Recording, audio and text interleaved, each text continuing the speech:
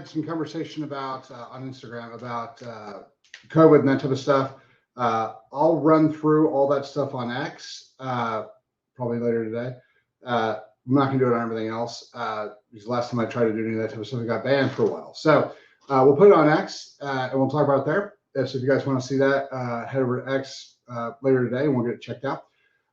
Today we're going to talk about, we also have this conversation a lot about the calories in, calories out. And trainers tell you that it works great, you know, it works all the time. It works for a very small subset of population, mostly mesomorphs. So it works for about 40% of the population.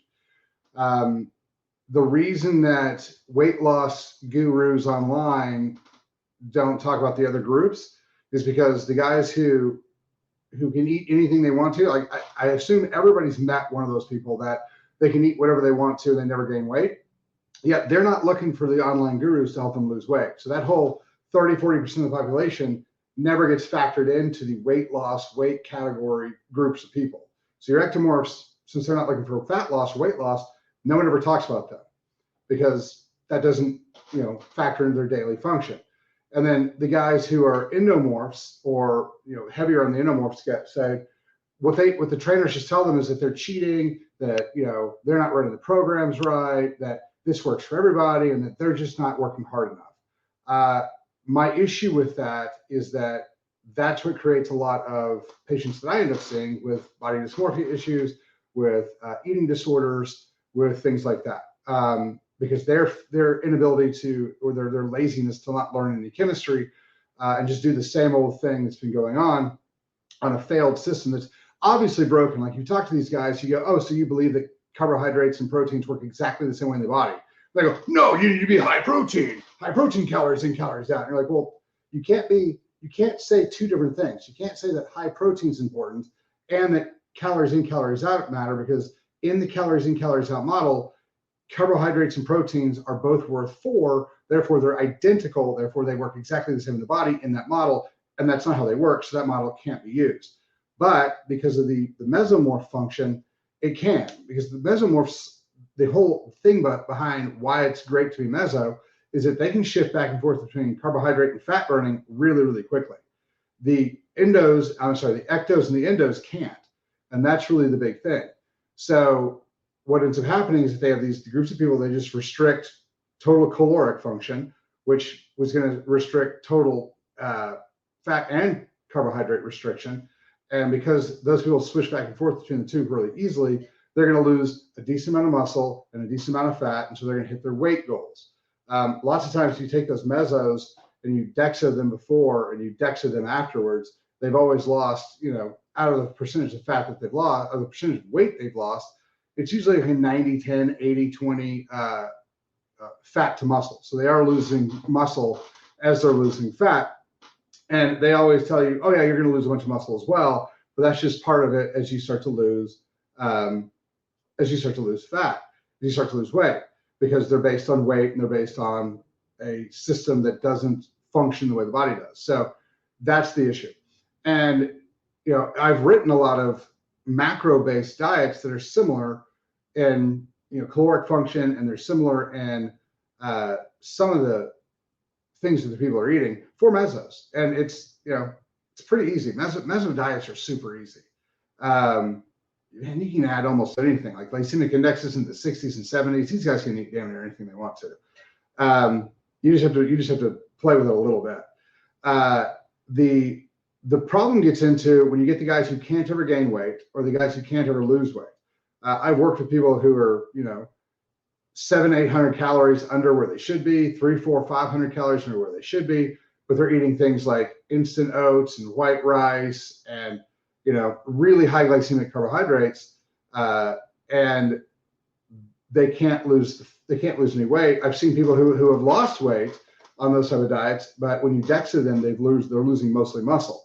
What I see over and over again is they put these people on intermittent fasting, and then they have them do fasted cardio, and then they have them eat, like later in the day, they have them eat rice and oats and, you know, high glycemic functional carbohydrates, which keeps them in a glucose-fed state. So then when they work out in the morning, they're breaking down a lot of muscle tissue. Because what ends up happening when you're doing fasted cardio is your muscles have about 15 to 25, call it 20 minutes, of stored glycogen in them. So what ends up happening is that when you're working out for those first 20 minutes, you're burning all the sugars that are already held inside the muscles.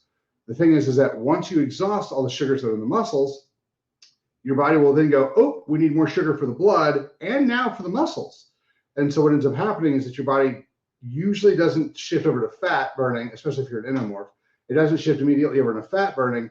What it ends up doing is it starts liquefying your muscle tissues to get the amino acids to go through gluconeogenesis to create new sugars for your blood, for your brain, and for your muscles.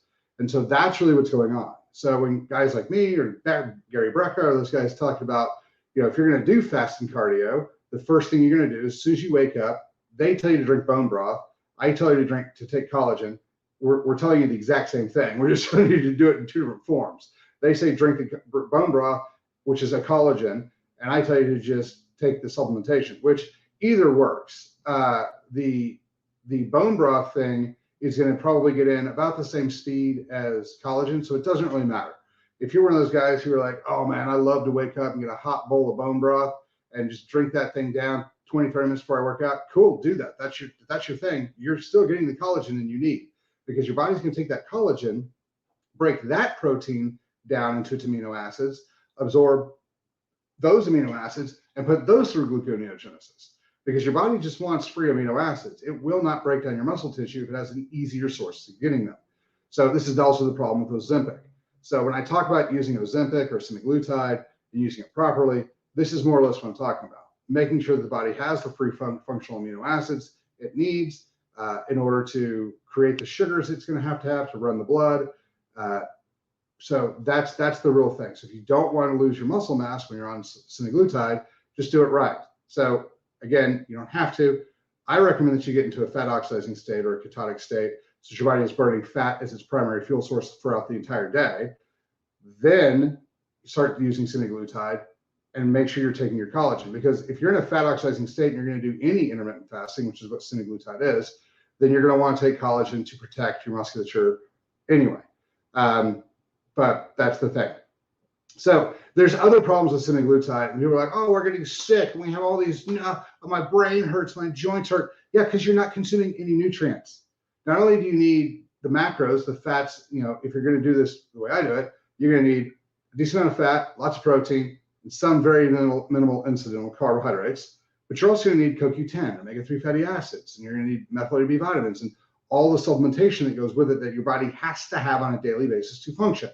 If you're not going to eat those chemicals, you have to swallow them as a supplement. That's how we do health. So if you're going to use semaglutide, make sure you're working with somebody who understands the full chemical process of what the body needs metabolically so that you can get those chemicals in as well. But again, semaglutide is safe as long as you use it right.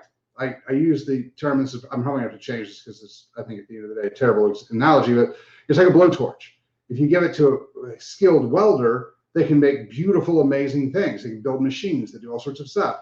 If you give it to somebody who has no idea how to use it, they're going to hurt themselves and other people. So, and that's how I feel like, we have this amazing metabolic tool that is semaglutide, and people are using it wrong and hurting people. And what I'm worried about is that they're all just going to decide, oh, hey, you know what? We're just going to ban peptides because they've been hurting people. And that's the best thing to do, is to ban things that hurt people, not educate the doctors on how to properly use them, because that's dangerous. Because if you educate doctors on metabolic function, they're going to find out how to fix diabetes, and they're probably going to start doing it. So, I think they're going to look at their whole card and be like, we get $10 billion a year from diabetes. We can make a lot of money off semaglutide, and we can hurt a bunch of people, and then we can restrict them to prescription only, and then teach the doctors how to use them a little bit better, maybe.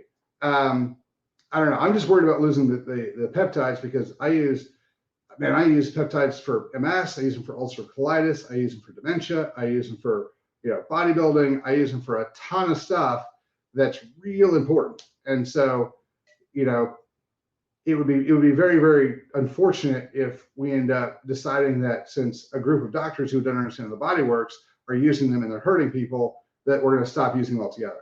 However, my saving grace in that is that there's a whole lot of drugs that doctors use that hurt people, like opioids and lots of other drugs, antibiotics, and we haven't restricted their use at all. So I guess as long as pharma makes their money off of it, they don't really care if it's hurting people. So, maybe there is that saving grace in there that they won't take all the peptides away. But that's kind of where that is. So the calories in, calories out, because of the restriction in total fuel, will work for a small set of people. And so when you're like, I don't understand why he says that, it worked great for me. That's fantastic that it worked for you, but it doesn't work for everybody. And so to say that calories in, calories out works for everybody, you'd have to say that if you eat 3,000 calories and you get fat, but the guy your best friend who can eat 10,000 calories in a meal and never gets fat, that should show you a little something. And then the obvious function of, if carbohydrates and proteins don't work exactly the same in the body, and yet in your model they're set up as exactly the same thing, you have a problem. And I get it. A lot of these guys who are already have these made plans or bought plans so they can sell other people for food stuff, it's not going to work out. But if you really want to help everybody, not just the 30-40% of the people that your product is geared to, you're gonna have to change. So that's the way I've done it, because I've had to work with guys like me who did the calories in, calories out, did it exactly the way they're supposed to, and never lost any weight. So if you're that guy, call me. But if you're the guy who can just cut your calories back a little bit and lose some weight, do the CICO thing and have a good time. So that's kind of where it's today. Like I said, check out that thing on X. I'll do that here in a minute. You guys have a good day, and thanks for your time.